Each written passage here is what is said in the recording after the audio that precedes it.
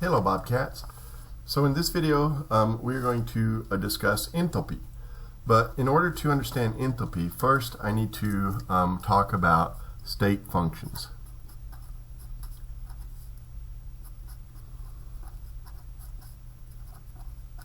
Okay, and so what is a state function? The definition of state function is, so a state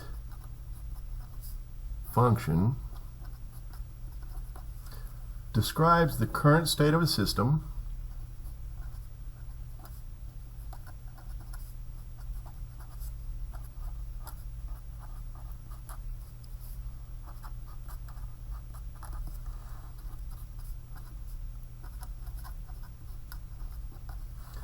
and is independent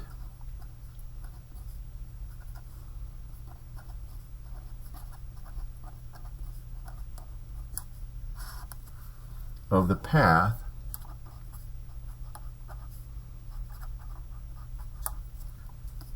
taken to achieve its value.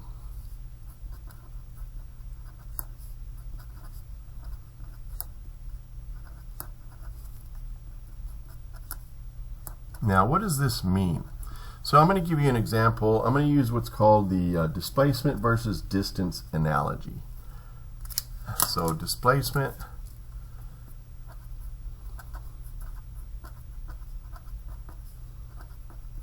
versus distance analogy.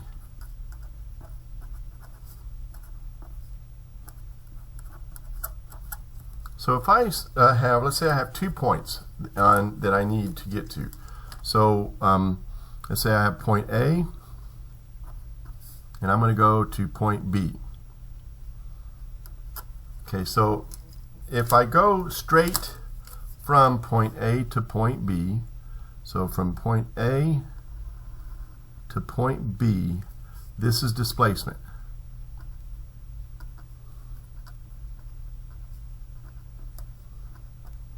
Okay, now, but distance, on the other hand, is the path that I may have taken. So if I start at point A and I go around and I go over here and I go over there and I come back over here and then I come there, that path is the distance that I took to get from A to B.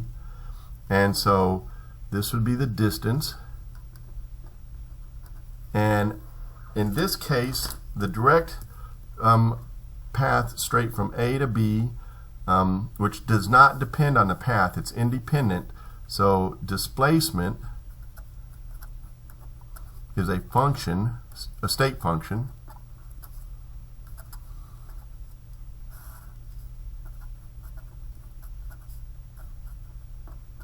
whereas distance is a path function.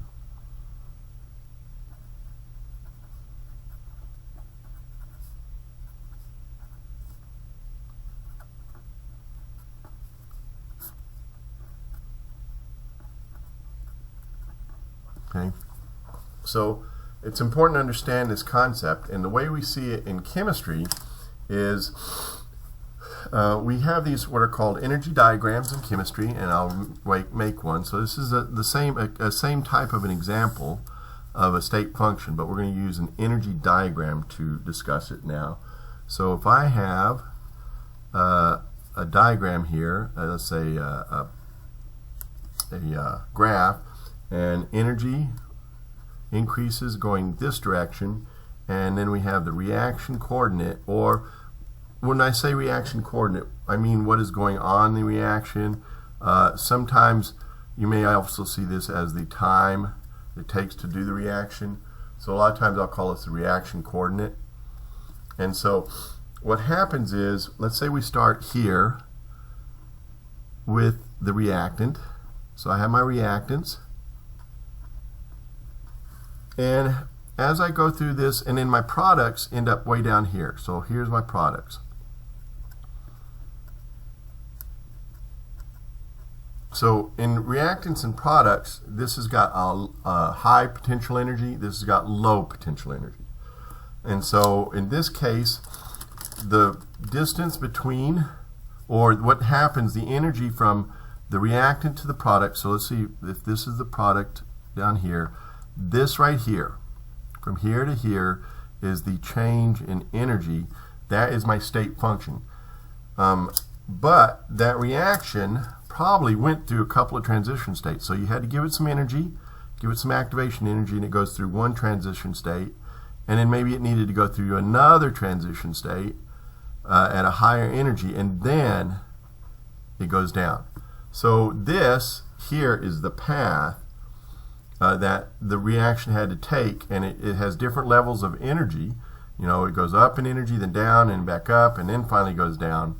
But the state function, all we really are interested in is between the energy between the reactants and the products, or the change in energy in this case.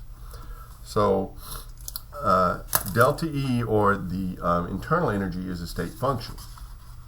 Well, we also know that enthalpy is a state function. So let's talk about enthalpy now and define enthalpy. Now, enthalpy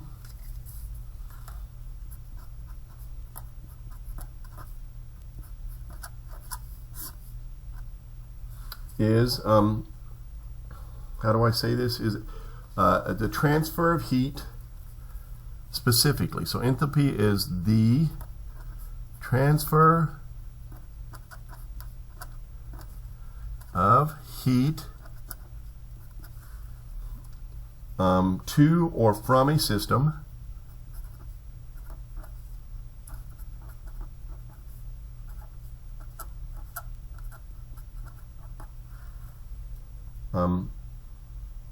at constant pressure.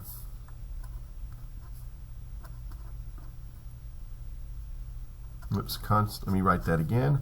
Constant pressure. Which is what you do most of the time, because if you think about it, you have open systems in your lab, and so the pressure is the atmospheric pressure. It's constant pressure.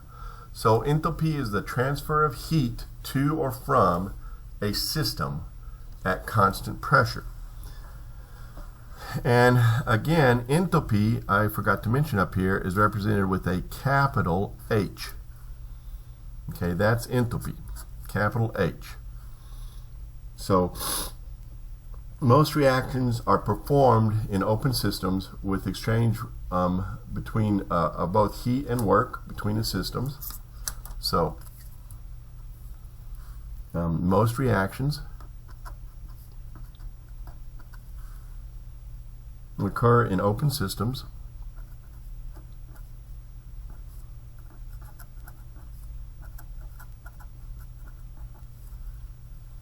with exchange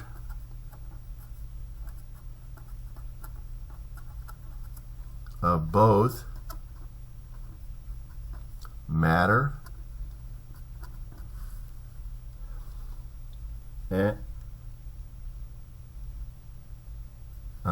and energy, or heat. We'll say energy, between system and surroundings.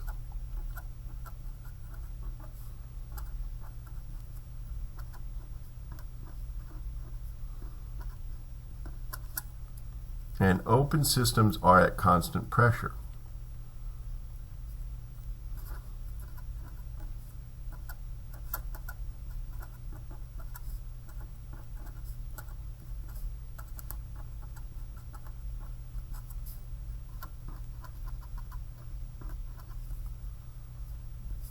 One atmosphere of pressure, because you've got it open to the atmosphere.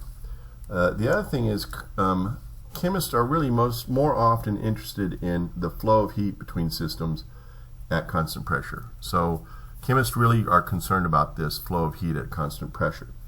Now enthalpy, to get to enthalpy and understand a little bit more about it, I'm going to derive enthalpy from delta E. So enthalpy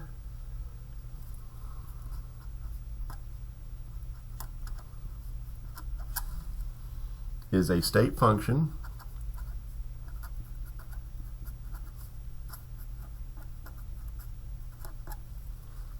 that relates internal energy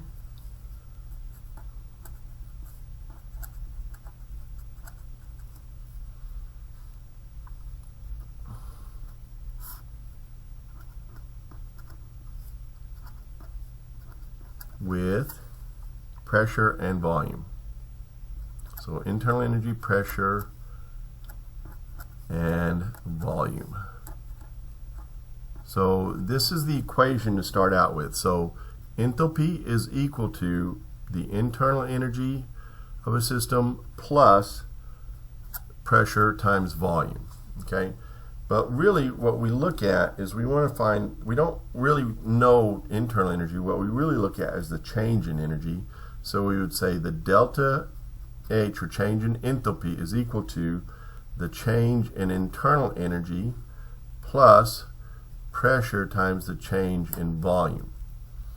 Now there's a couple of equations we need to remember, so don't forget, remember you need to know the equation that delta E, or change in internal energy, is equal to Q plus W, and for chemistry W is equal to a negative P delta V. Okay, so I'm going to use those. So here where I have delta E, I'm going to substitute Q plus W. So change in enthalpy is equal to Q plus W plus P delta V. Okay, so I've substituted delta E with this. Now I'm also going to substitute P delta V right here with W. But because it's a plus here and it's a negative here, I'm going to write it this way. So delta H is equal to Q plus work minus. So that was from delta E minus work, which is from delta P right here. We see this. And so work minus work, so delta H is equal to heat energy. So we don't have to worry about work. And I'm going to put a P here, so that's constant pressure. So this is the key concept, is that my enthalpy is equal to the heat energy. Remember, we have heat energy and work. That's how we transfer energy. So delta H is just the heat energy at constant pressure. And so I'll just make sure you write that at constant pressure. Now what makes this so nice is that really I don't have to worry about work or calculating work. I don't have to worry about doing a negative P delta V. Most of the cases all I have to worry about is the Q. So let me state this again, is that a change in enthalpy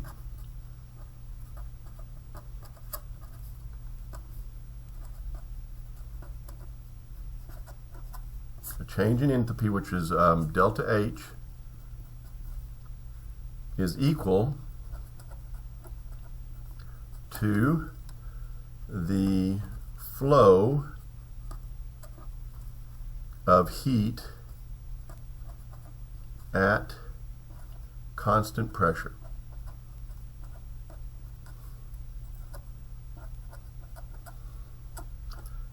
So in a lot of cases what you'll see is sometimes somebody will ask you what is the change in energy of the system. So if I have to do change in energy of a system, I have to do the heat and the work. So I have to take into account both the heat transfer and the work transfer of energy. But if I'm looking at just delta H, all I have to worry about is the heat, and it eliminates work. So I have to worry about the work part of the equation when I'm dealing with enthalpy. And again, it's at constant pressure. So that is enthalpy. So really what we look at in chemistry is enthalpy, that transfer of heat from one system, from a system to the surroundings at constant pressure. So let me do a couple more things for this lecture, and that would be, let's look at energy diagrams, potential energy diagrams. So we're going to look at a couple of potential energy diagrams, and it's something you need to be able to read when you see them. Potential energy diagrams.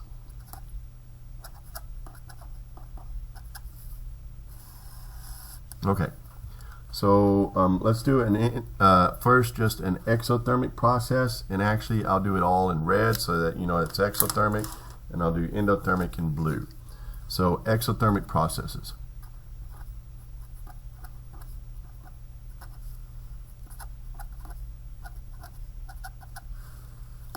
Okay, now in an exothermic process, remember we have a negative delta H.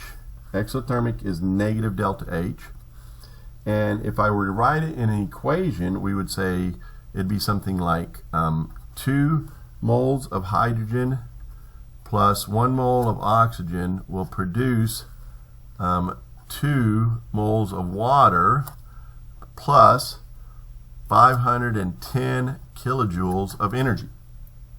So this is if we have an exothermic process, we have a negative delta H, and I'll put a square around that to make sure you know that that's important to know. The equation, the thermochemical equation, would be the chemical equation plus the energy, and on exothermic processes, energy would be written as a product.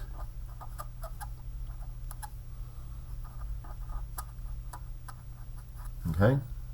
Or I could write it as 2 moles of hydrogen plus 1 mole of oxygen goes to 2 moles of water, and then separately over here write delta H is equal to a negative 510 kilojoules. Okay?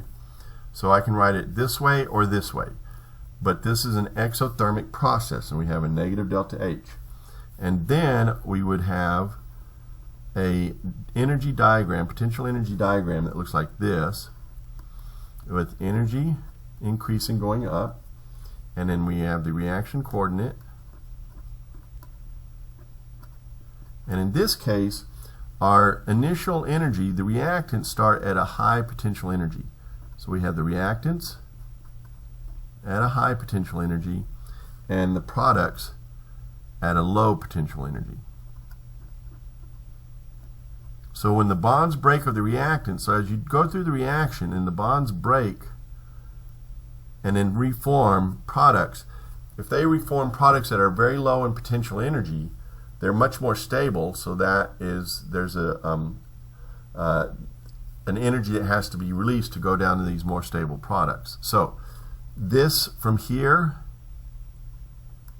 so from here to here is the delta H. And remember, it's a negative delta H, because if our initial, this is the initial, and this is the final, and remember, final minus initial, so I take a small number minus a larger number, I will get a negative value. This is exothermic. So if we see it this way here, also we might see it like written like this, where we just have energy again, reaction coordinate again. But in this case, you might just see simply two things here where we have the reactants on top at the higher potential energy, and we can say that that's the initial energy, and then the products on bottom,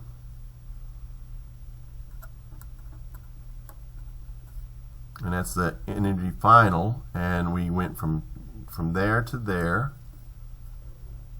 and so that was a negative delta H. And remember, delta H in this case would be equal to E final minus E initial. Now remember, we're talking about energy at a constant pressure, so I know I'm writing E here, but I'm just trying to say that that's energy, but we're looking at the delta H.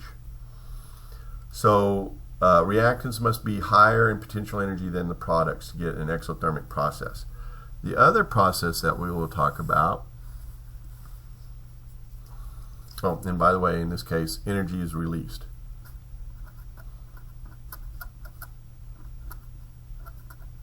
So the next thing we're going to talk about is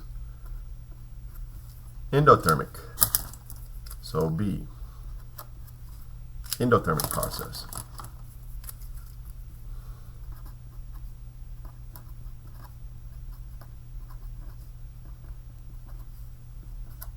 So again, with an endothermic process, we have a positive delta H value. And if I were to write it as a chemical equation, a thermochemical equation, we would say something like 510 kilojoules of energy plus 2 moles of water will decompose to produce 2 moles of hydrogen gas plus 1 mole of oxygen gas. And in this case, under endothermic, we would write the energy as reactant.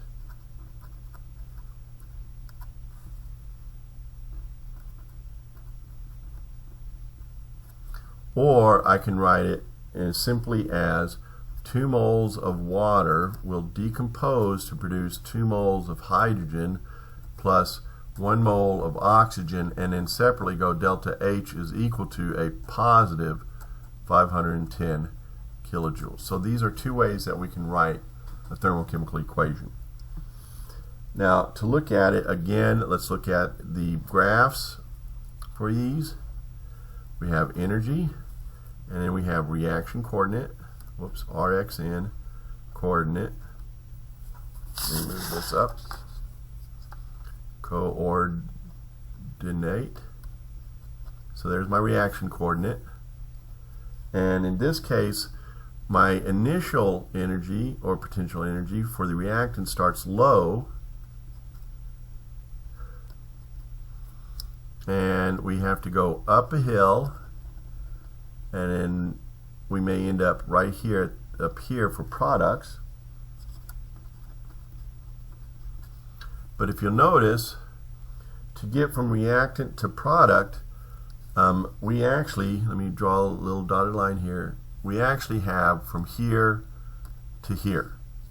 And that's my delta H. And it's a positive delta H. Because if you think about it, if this is the initial, so final, which is a higher number, minus initial, smaller number, that's a positive value. And so you have to absorb energy here. So energy is absorbed. I'll write it over here. Another way to look at it is if we have E and then reaction coordinate again,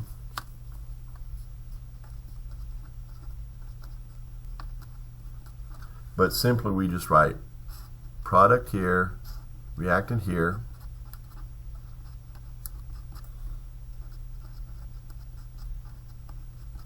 and remember we got to go from the reactants up to the product. So this is my E initial, this is E final,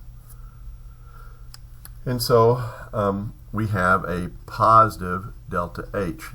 And if you remember, that positive comes from E final minus E initial equals a positive delta H. And in this case, energy is absorbed.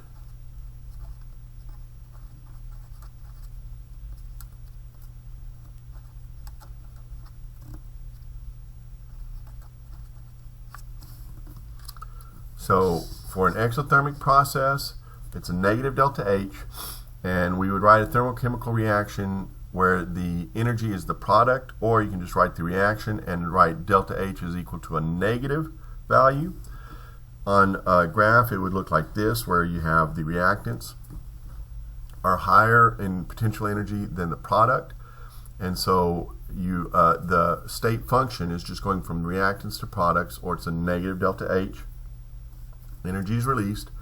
You can see it written this way, or you can see it simply as reactants at the initial energy, products at the final energy, and I'm going to just go ahead and draw the little arrow right here so you can see.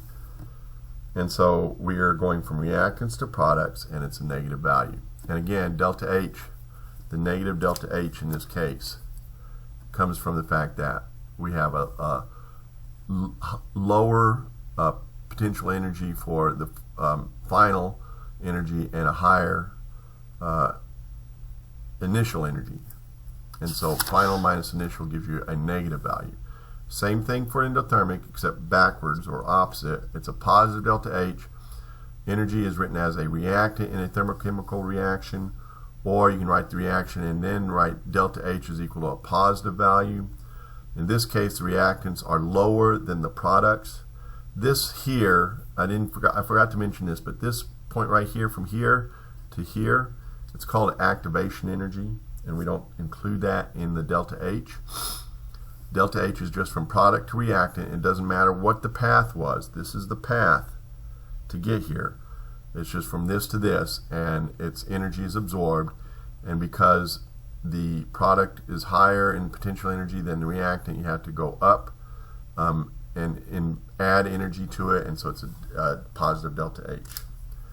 And so that is enthalpy, and that's what we are looking at mostly in this class for thermochemistry, and the next few videos are going to be on how to calculate enthalpy.